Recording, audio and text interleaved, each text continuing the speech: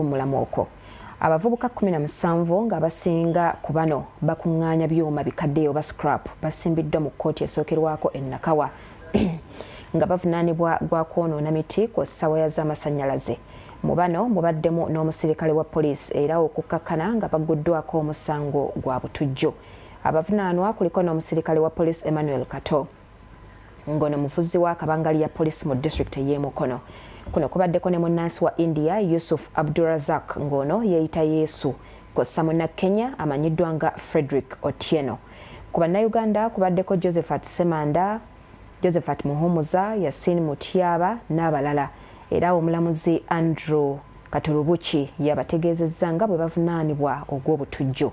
Emisango gino kigambibwa baagiza wakati w'omwaka 2022 ne 2025 mu bitundu ebyenjawulo okuli Kampala n'emiriraano, Luweero, Nakasongola, Mityana, Kiboga ne Mubende.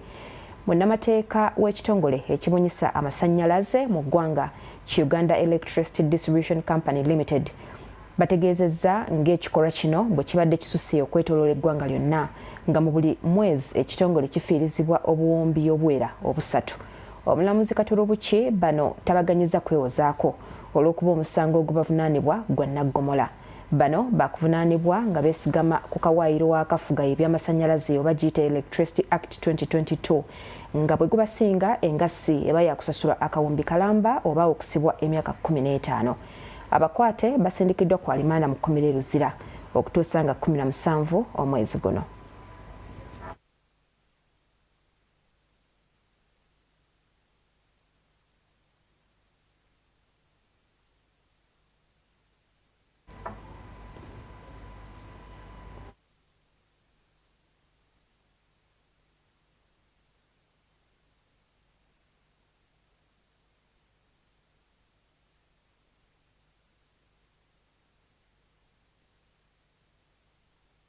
Munnama